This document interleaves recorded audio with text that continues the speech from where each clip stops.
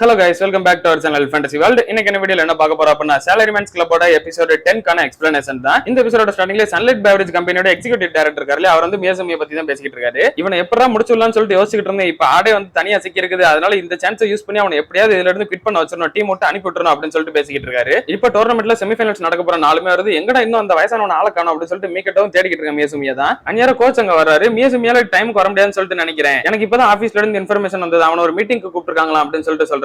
எல்லாருமே மியூசியமுக்கு எதுக்கு இன்னியர மீட்டிங் வச்சிருக்காங்க, என்னாச்சு ரொம்ப முக்கியமான கேம்ல அப்படி இப்படின்னு சொல்லிட்டு பதற ஆரம்பிச்சிடுறாங்க. எல்லாரும் அமைதியா இருங்க, இப்போதைக்கு நீங்க கேமை தவிர வேற எதுலயுமே ஃபோக்கஸ் பண்ண கூடாது. டோயா சோட்டா உசியாமா நீங்க எல்லாரும் வார்ம் அப் பண்ண ஆரம்பிங்க. மீக்கட்டோ உன் கூட இனிமே டாக்கிட்ட இந்த மேட்ச்ல விளையாடுவோம் அப்படின்னு சொல்லிட்டு சொல்றாரு. மியூசியம் இப்ப மீட்டிங்க்கு கூப்பிட்டு அந்த எக்ஸிகியூட்டிவ் டைரக்டர் நிறைய பேர் முன்னாடி பேசிக்கிட்டு இருக்காரு. பக்கத்துல யாரோ ஒருத்தன் கால் உடைஞ்ச மாதிரி உட்காந்துக்கிட்டு இருக்கான். அவன் தான் வந்துட்டு வைஸ் பிரசிடென்ட் போல. அவன் வந்துட்டு மியூசியம் அடிச்சிட்டான் அப்படின்னு சொல்லிட்டு இதுல பதிவே பண்ணிருக்காங்க. ஆமா இவன் தான் தள்ளி விட்டான் அப்படின்னு சொல்லிட்டு வைஸ் பிரசிடென்ட் சொல்றாரு. சார் நீங்களா தானே சார் தடுக்கி விழுந்தீங்க அப்படின்னு சொல்லிட்டு மியூசியம் சொல்றான். அது மட்டும் இல்லாம எக்ஸிகியூட்டிவ் டைரக்டர் நீங்களும் தான் நேரம் இருந்தீங்க அப்படின்னு சொல்லிட்டு மியூசியம் சொல்றான். அதனாலதான் நானே அதுக்கு சாட்சியா இருக்கிறேன், நீ தான் அவரை தள்ளி விட்டு அப்படின்னு சொல்லிட்டு அவனும் சொல்லிடுறான். அப்ப பக்கத்துல இருந்து இன்னொரு டைரக்டருமே வந்துட்டு இப்பதான் நம்ம இதை பத்தி பேச ஆகணும், அவங்களுக்கு வர டோர்னமெண்ட் இருக்குது, நம்ம ஏன் டோர்னமெண்ட்ல முடிஞ்சதுக்கு அப்புறம் இதை பேசக்கூடாது அப்படின்னு சொல்லிட்டு கேட்கிறாரு. ஏதோ அப்படியே விடுறதா இந்த மாதிரி விஷயத்தை எப்படி அப்படியே விடுறது, அப்புறம் இவன மாதிரி 4 பேர் இது மாதிரி பண்ணுவாங்க. கொஞ்ச நேரம் இப்ப நம்ம இவங்க கிட்ட பேசி இவனோட ஃபியூச்சர் இந்த கம்பெனில இருக்குமா இல்லன்றதை நம்ம இப்ப முடிவு பண்ணிடுவோம் அப்படின்னு சொல்லிட்டு அவர் சொல்றாரு. இதெல்லாம் ரொம்ப அதிகமா இருக்குது அப்படின்னு சொல்லிட்டு பக்கத்துல இருந்து அவர் சொல்றாரு. மீக்கிட்டு மட்டும் அப்படியே ஸ்டேடியத்துக்கு வெளியே தனியா நின்னுகிட்டு இருக்கப்ப அந்த ஒரு பொண்ணு இவன் கூட வேலை பார்க்க தெரியுமா, அந்த பொண்ணு இவங்க கிட்ட வந்து பேசுது. எனக்கு இப்போ உன்னோட ஹெல்ப் வேணும் அப்படின்னு சொல்லிட்டு ரொம்பவே பதட்டத்தோட பேசிக்கிட்டு இருக்கு. முதல்ல நீ காம் டவுன் ஆயிட்டு என்ன ஆச்சுன்றதை மட்டும் தெளிவா சொல்லு அப்படின்னு சொல்லிட்டு மீக்கிட்ட சொல்றேன். நேத்து நைட் எக்ஸிகியூட்டிவ் டைரக்டர் வந்துட்டு என்னையும் மியூசியமையும் வெளியே டின்னருக்காக கூப்பிட்டு இருந்தாரு.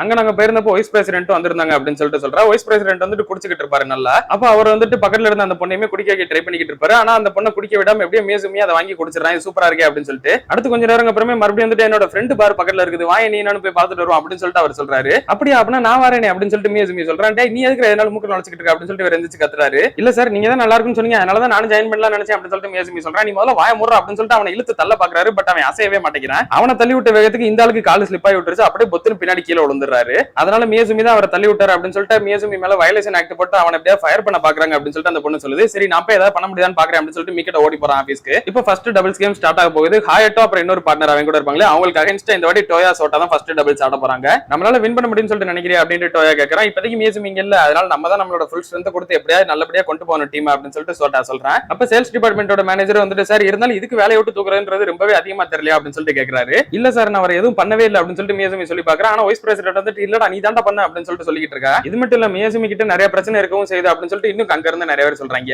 அப்ப எக்ஸிகியூட்டிவ் டைரக்டர் வந்துட்டு ஏன் இந்த டெஸ்டிங் செஷன் அப்பே வேற ஏதோ ஒரு கம்பெனி டிரான்ஸ்போர்ட் கிட்ட இருந்து தான் வர சொல்லி இந்த மாதிரி எல்லாம் பண்ணா, அதெல்லாம் நம்ம கம்பெனி கிட்ட ஒரு பர்மிஷன் கூட கேட்காம எல்லாமே இப்படி பண்ணிக்கிட்டு இருந்தா அப்படின்னு சொல்லிட்டு சொல்றாரு. சார் இருந்தாலும் அந்த கிளைண்டோட தேவைக்காக தானே சார் பண்ணா, கிளைண்டே நிறைய பேர் பாராட்ட தான் செஞ்சாங்க அப்படின்னு சொல்லிட்டு அந்த சேல்ஸ் டிபார்ட்மெண்டோட மேனேஜர் சொல்றாரு. அப்ப அங்க இருந்த மத்த எல்லாரும் மியூசியம் மேல வேற வேற கம்ப்ளைண்ட் எல்லாம் கொடுக்க ஆரம்பிக்கிறாங்க. இருங்க இப்ப இருக்க பிரச்சனை பத்தி மட்டும் பேசாம அவனை பத்தி எதுக்கு இவ்வளவு இது தேவையில்லாம சொல்லிட்டு இருக்கீங்க அப்படின்னு சொல்லிட்டு அந்த மேனேஜர் கேட்கறாரு. சரி இதுவரை நான் மிஸ்டேக் பண்ணிட்டு தான், அதுக்காக நீ மன்னிச்சிருங்க, இதுக்கப்புறம் நான் அது மாதிரி எதுவும் பண்ண மாட்டேன் அப்படின்னு சொல்லிட்டு மியூசியம் சொல்றேன். அப்ப எக்ஸிகியூட்டிவ் டைரக்டர் வந்துட்டு சரி ஓகே நான் உன்னை நம்புறேன், ஆனா அதுக்கு பதிலா நீ வந்துட்டு உன்னோட பேட்மிண்டன் டீமை இப்பே கலைச்சிரணும் அப்படின்னு சொல்லிட்டு சொல்றாரு. இப்போ இந்த பக்கம் கேம் காட்டுறாங்க. ஹாயட்டோ தான் வழக்கம் போல வேற லெவல்ல ஸ்மாஷ் பண்ணிக்கிட்டு இருக்கான். யூனிசிஸ் 13 சன்லைட் பெவரேஜ் 7ன்னு சொல்லிட்டு தான் இருக்குது. அப்ப ஹாயட்டோவும் சோட்டாவை பார்த்துட்டு என்னடா நீ டபுள்ஸ் விளையாட வந்துட்ட, நான் இந்த டோர்னமெண்ட்டுக்கு வந்துட்டு மியூசியம் மீக்கிட்ட கூட லேண்ட்னு சொல்லிட்டு தான் ப்ரிப்பேர் ஆகி வந்தேன், ஆனா உன் கூட விளையாடுறது எனக்கே ரொம்ப அசிங்கமா தான் இருக்குது அப்படின்னு சொல்லிட்டு சொல்றான். அடுத்த ரேலிலுமே ஹாயட்டோ சூப்பரா ஒரு ஸ்மாஷ் பண்ணி பாயிண்ட் வாங்குறான். அடுத்தவங்க அதே மாதிரி செம்ம பவர்ஃபுல் அடிக்க டோயாக்கு ரொம்ப பயமா இருக்கு. லைட்டா அதை வச்சுக்க மட்டும் தான் செய்யறான், அது ஆட்டோமேட்டிக்கா பட்டு போயிருது. அவங்க அதை ஈஸியாவே முன்னாடி தள்ளி விட்டுறாங்க, டோயாவால எடுக்க முடியல. இந்த பக்கம் மியூசியம் வந்துட்டு சார் நீங்க என்ன பேசிக்கிட்டு இருக்கீங்க, பேட்மிண்டன் டீமுக்கு இதுக்கு சம்பந்தமே இல்லையே அப்படின்னு சொல்லிட்டு கேட்கறான். இல்ல மியூசியம் உங்களுக்கு வந்துட்டு இது புரியல, ஒரு கேப்டனே இந்த மாதிரி பண்ணிக்கிட்டு இருந்தா இது வந்துட்டு நம்ம கம்பெனியோட இமேஜ் டேமேஜ் பண்ணும். நான் உங்ககிட்ட ஒரு கேள்வி கேட்கிறேன், இந்த பேட்மிண்டன் டீம் இருந்து இப்ப நமக்கு என்ன போகுது, அது டைம் தான் வேஸ்ட். நம்ம கம்பெனியை பொறுத்தவரை ப்ராஃபிட் நல்லா பார்க்கணும் அவ்வளவுதான். அதை விட்டுட்டு இந்த மாதிரி லேண்டுகிட்டு இருக்கனால நமக்கு அதுல எந்த ஒரு ப்ராஃபிட்டும் கிடைக்க போறது இல்ல. உங்க பேட்மிண்டன் டீமுக்கு கொடுக்குற ஃபண்டை ஏதாவது வேற இடத்துல போட்டோம் அப்படின்னா நம்ம பிசினஸ் ஏதாவது இன்னும் எக்ஸ்பேண்ட் பண்ணலாம். அதனால இந்த பேட்மிண்டன் டீமை கலைச்சே ஆகணும் அப்படின்னு சொல்லிட்டு அவர் ஒத்த கல்ல நிக்கிறாரு. அப்ப மியூசியம் வந்துட்டு சரி ஓகே நான் இந்த கம்பெனி விட்டு கிட் பண்ணிட்ட பேட்மிண்டன் டீமை எதுவும் பண்ண மாட்டீங்களா அப்படின்னு சொல்லிட்டு கேட்கறான். சரி அது நீ எடுக்கிற முடிவை பொறுத்து அப்படின்னு சொல்லிட்டு அவர் சொல்றாரு. மியூசியமே வந்துட்டு சரி ஓகே நான் கம்பெனி விட்டு கிட் பண்ண போறேன் அப்படின்னு சொல்லிட்டு அவன் சொல்ல வரப்பே கரெக்டா மீக்கிட்ட உள்ள வந்துறான். இந்த பக்கம் கேம்ல பார்த்தா ஃபர்ஸ்ட் செட் ஆஃப் கோர்ஸ் யூனிசிஸ் தான் வின் பண்ணிருக்காங்க. செகண்ட் செட்ல யூனிசிஸ் 6 சன்லைட் பெவரேஜ் 2ன்னு சொல்லிட்டு இருக்குது. அடுத்து ஒரு ராலி போய்கிட்டு இருக்கப்ப அவங்க டீம் பிளேயர் முன்னாடி வந்துருது. சரி எடுக்க முடியல, அவன் லைட்டா தான் தூக்கி விடுறான். இதான் நமக்கான நேரம் அப்படின்னு சொல்லிட்டு இவங்க ரெண்டு பேரும் அவங்களோட பிளான் எக்ஸிக்யூட் பண்றாங்க. முன்னாடி சோட்டா வந்து டோயாவை மறைச்சுக்கிறான். டோயா வந்துட்டு அடிக்க போறது அவங்க கண்ணுக்கு தெரியல ஆப்பனன்ட்டுக்கு. கரெக்டா டோயா வந்துட்டு சோட்டாவோட தலைக்கு தான் எய்ம் பண்ணி அடிக்கிறான். அப்ப சோட்டா வந்துட்டு லைட்டா அவனோட தலையை திருப்பிடுறான். காக்கு வந்துட்டு உள்ள விழுந்துருது. இவன் கண்ணுக்கு டோயா அடிச்சது தெரியாது இல்லையா, சோட்டா தான் இவன் கண்ணுக்கு முன்னாடி மறைச்சிட்டு நின்னா, அதனால காக்கு வந்தது கூட இவனுக்கு தெரியல. அதுக்குள்ள சட்டுன்னு போயிருச்சு. ஹாயட் வந்துட்டு என்னாச்சு அப்படின்னு சொல்லிட்டு கேட்கறான். இல்ல முன்னாடி நின்னுகிட்டு இருந்த ஒருத்தன் வந்துட்டு பின்னாடி காக்கு வரதை மறைச்சுக்கிட்டான் அப்படின்னு சொல்லிட்டு சொல்றான். சரி விடு சும்மா ஏதோ ஃப்ளூக்ல நடந்திருக்கும் அப்படின்னு சொல்லிட்டு ஹாயட்டா சொல்றான். அடுத்த ஒரு ரேலிலே மறுபடியும் அவங்க அதே மாதிரி ட்ரிக் பண்றாங்க. அப்பதான் ஹாயட்டாக்கும் புரியுது என்னடா இது காக்கு வரதே தெரியல அப்படின்னு சொல்லிட்டு. அப்பதான் இவங்க ரெண்டு பேரும் சேர்ந்து பிராக்டிஸ் பண்ணிக்கிட்டு இருந்த அந்த டைம் காட்டுறாங்க. டோயா வந்துட்டு எய்ம் பண்ணி உள்ள அடிக்கணும் தான் ட்ரை பண்ணுவான். பட் அவன் அடிக்கிற எல்லாமே சோட்டாவோட தலையிலே தான் பொத்து பொத்துன்னு போய் விழுகும். ஏன்டா என் புடதியை பேக்காம நீ விட மாட்டியாரா அப்படின்னு சொல்லிட்டு சோட்டாக்கு செம்ம கடுப்பாகும். ஆனா தான் அவனு வேணும்னு அடிக்கல, அதுவா ஆட்டோமேட்டிக்கா உன் தலையை நோக்கி தான் வருது, நான் என்ன பண்றது அப்படின்னு சொல்லிட்டு டோயா ரொம்ப பயப்படுறான். அடுத்து ஒரு ரேலியில டோயா கிட்ட அதே மாதிரி காக்க வரப்ப இவ எப்படி என் தலையை பேக்காம விட மாட்டா அப்படின்னு சொல்லிட்டு சோட்டா லைட்டா தலையை வளைக்கிறான். அந்த வாட்டி தான் இந்த ட்ரிக் ஒர்க் அவுட் ஆகுது. அப்ப இதை கோச் நோட் பண்ணிட்டு சரி இதே ஏன் ஒரு ட்ரிக்கா யூஸ் பண்ணக்கூடாது அப்படின்னு சொல்லிட்டு இந்த ட்ரிக்கா பண்றாங்க.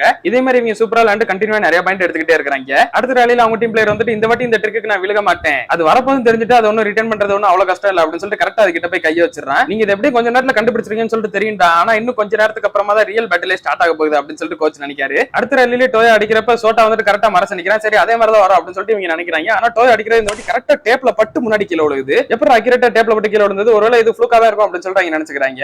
அதே மாதிரி கண்டினியூவா டேப்ல பட்டு பட்டு முன்னாடியே அடிச்சுக்கிட்டு இருக்கான் டோயா. அவங்களுக்கு அப்பதான் புரியுது இது அவன் வேணும்னே தான் பண்றான், ஆனா எப்படா இதெல்லாம் பாசிபிள் அப்படின்னு சொல்லிட்டு ரொம்ப அவங்களே பதறிடுறாங்க. இவங்க ரெண்டு பேரோட ட்ரைனிங்கான ரிசல்ட் தான் வந்துட்டு டோயாவோட இந்த மாதிரியான ஸ்மாஷ் அப்படின்னு சொல்லிட்டு கோச் நினைக்காரு. இப்ப சன்லைட் பெவரேஜ் 16 யூனிசிஸ் 11 சொல்லிட்டு தான் இருக்குது. அப்ப டோயாக்கு அது ஒரு வாட்டி மிஸ் ஆகவும் செய்யுது. அப்ப வந்துட்டு சோட்டா முன்னாடி இல்ல, சோட்டா இருந்தா மட்டும் தான் அது ஒர்க் அவுட் ஆகுது. இதே மாதிரி சோட்டா டோயா ரெண்டு பேரும் பிரதர்ஸா வேற லெவல்ல லேண்ட் கொடுத்து இந்த செகண்ட் செட்டை வின் பண்றாங்க. இந்த பக்கம் கம்பெனில எக்ஸிகியூட்டிவ் டைரக்டர் நீங்க என்னப்பா பண்ற அப்படின்னு சொல்லிட்டு மிக்கிட்ட கேக்குறாரு. அந்நேரம் மிக்கிட்ட மியூசியோட சட்டை பிடிச்சு அப்படியே நங்குன்னு தலையிலே முட்டை வச்சிடறான். நீங்க என்ன பண்ணிக்கிட்டு இருக்க, இப்பெல்லாம் நீ ஒன்னும் பண்ணவே கூடாது அப்படின்னு சொல்லிட்டு மிக்கிட்ட சொல்றேன். என்னது நான் என்ன பண்ணிக்கிட்டு இருக்கேன், டேய் முத நீ என்னடா பண்ணிக்கிட்டு இருக்க, நமக்கு கேம்டா, நீ ஏற்கற இங்க வந்து அப்படின்னு சொல்லிட்டு மியூசியம் கேக்குறேன். அங்க நான் தேவையில்லை, அவங்களே வின் பண்ணிடுவாங்க, ஆனா இங்க நான் உனக்கு தேவை அப்படின்னு சொல்லிட்டு மிக்கிட்ட சொல்றேன். மன்னிச்சிருங்க, ஆனா மியூசியம் வந்துட்டு எங்க பேட்மிண்டன் டீமுக்கு ரொம்பவே முக்கியமான ஒரு ஆளு. எனக்கு வேலை பாக்குறதுன்னா எப்படி இருக்குன்னு கூட தெரியாது, ஆனா எனக்கு எல்லாத்தையுமே சொல்லி கொடுத்தது இவன் தான். அது மட்டும் கிடையாது, எனக்கு பேட்மிண்டன் விளையாடவும் தெரியாது, அங்கேயுமே எனக்கு சூப்பரா சொல்லி கொடுத்தது இவன் தான் அப்படின்னு சொல்லிட்டு மிக்கிட்ட சொல்றேன். இந்த சோக கதையெல்லாம் கேட்கறதுக்கு எங்களுக்கு டைம் இல்லப்பா அப்படின்னு சொல்லிட்டு வைஸ் பிரசிடென்ட் சொல்றாரு. அப்படின்னா நீங்க தான் அந்த வைஸ் பிரசிடென்ட்டா, நேத்து நைட் என்னாச்சுன்னு சொல்லிட்டு சாட்டா என்கிட்ட சொன்னா, அதாவது அந்த பொண்ணை தான் சொல்றேன். நீங்க அந்த பொண்ணை ஃபோர்ஸ் பண்ணி குடிக்க சொல்லியிருக்கீங்க, அதனாலதான் மியூசியம் வந்துட்டு அதை வாங்கி குடிச்சிருக்கான். அதுக்கப்புறம் நீங்க அவன் அடிக்க போயிருக்கீங்க, அவன் வந்துட்டு சும்மா தான் நின்றுருக்கான், நீங்களா தான் தட்டி கீழே விழுந்திருக்கீங்க, அதை தான் அவ சொன்னா அப்படின்னு சொல்லிட்டு சொல்றேன். நீ என்னடா லூசுத்தனமா பேசிக்கிட்டு இருக்க அப்படின்னு சொல்லிட்டு எக்ஸிகியூட்டிவ் டைரக்டர் கத்துறாரு. வைஸ் பிரசிடென்ட் வந்துட்டு நேரம் கையை அப்படியே நங்குன்னு குத்துறாரு. அதுல மிக்கிட்ட வந்துட்டு பாயிண்ட் பிடிச்சிட்டா நேரம் ஒரு வாட்டர் கேன் எடுத்து அவர் மேல தூக்கி போடுறான், இந்தாங்க இது பண்ணி அப்படின்னு சொல்லிட்டு அந்த ஆள் என்ன அடிப்பட்ட கையிலேயே கரெக்டா பிடிச்சு தள்ளி விடுறாரு. எல்லாரும் நல்லா பாத்துக்கோங்க, இந்த ஆளுக்கு கையில அடிப்படவே இல்ல, சும்மா தான் நடிச்சுக்கிட்டு இருக்காரு அப்படின்னு சொல்லிட்டு மிக்கிட்ட சொல்லிடுறான். என்கிட்ட என்ன தைரியம் தான் இப்படி பேசோட அப்படின்னு சொல்லிட்டு அவர் டக்குன்னு எந்திரிச்சிடுறாரு, கால் அடிப்பட்டதை மறந்துட்டு. இதுக்கப்புறம் அங்க இருந்து எல்லாரும் கன்ஃபார்மே பண்ணிட்டாங்க இந்த ஆளுக்கு அடியும் படல ஒண்ணும் படலன்னு சொல்லிட்டு. மியூசியம் தள்ளி விட்டாலும் இவனுக்கு எந்த இன்ஜுரியும் ஆகல, இவனா வந்துட்டு சும்மா கட்டுப்பட்டு தான் வந்திருக்கான். இது வந்துட்டு அந்த எக்ஸிகியூட்டிவ் டைரக்டர் அவன் ஐடியா தான். மியூசியம் பண்ணது அந்த ஆளுக்கு சுத்தமா பிடிக்கல, இவன் ஏதாவது நான் பண்ணி ஆகணும் அப்படின்னு சொல்லிட்டு அந்த வைஸ் பிரசிடென்ட் கேட்க, அதுக்கு தான் எக்ஸிகியூட்டிவ் டைரக்டர் வந்துட்டு அதுக்கு என்கிட்ட ஒரு ஐடியா இருக்கு அப்படின்னு சொல்லிட்டு இந்த ஐடியா போட்டு இங்க வந்து பண்ணிட்டு இருக்காங்க நாடகத்தை. இதெல்லாம் கண்டுபிடிச்சதுக்கு அப்புறம் வைஸ் பிரசிடென்ட் வந்துட்டு அப்படியே மலைப்பது தெரியாம அப்படியே வெளியே எழுதி ஓடிறாரு. எக்ஸிகியூட்டிவ் டைரக்டர் பின்னாடியே போறாரு, பட் அதுக்குள்ள அந்த ஆள் வெளியே போயிடுறாரு. அதனால எக்ஸிகியூட்டிவ் டைரக்டர் வந்துட்டு சாரி நான் வந்துட்டு ஏதோ கொஞ்சம் தப்பா புரிஞ்சுக்கிட்டேன்னு நினைக்கிறேன், ஆனா நான் சொன்ன எல்லாமே கரெக்ட் தான். இந்த பேட்மிண்டன் டீம் இருக்கிறதுனால நம்ம கம்பெனிக்கு எந்த யூஸ்மே கிடையாது, ஒரு ப்ராஃபிட் இவங்களால நமக்கு வரப்போறது கிடையாது. இவங்க சும்மா இப்ப விளையாண்டுகிட்டு இருக்க சின்ன கேமுக்காக எல்லாம் விட்டுக்கிட்டு இருக்க முடியாது, அதுக்கு மேல இவங்க இதுவரை எந்த ஒரு அச்சீவ்மெண்ட் பண்ணது கிடையாது அப்படின்னு சொல்லிட்டு சொல்றாரு. நீங்க வேணா பாருங்க இந்த வாட்டி நாங்க எஸ்ஜே லீக்ல வின் பண்றோம் அப்படின்னு சொல்லிட்டு மிக்கிட்ட சொல்றேன். சரி அப்படின்னா நம்ம ஒரு பெட் வச்சுக்கிடுவோம், நீங்க ஒருவேளை வின் பண்ணீங்க அப்படின்னா இப்படி ஒரு இன்சிடென்ட் நடக்கவே இல்லை அப்படின்னு சொல்லிட்டு நான் நினைச்சுக்கிறேன், ஆனா நீங்க தோத்துட்டீங்க அப்படின்னா இந்த மியூசியம் வந்துட்டு வேலையை விட்டு குவிட் பண்ணணும் அப்படின்னு சொல்றாரு.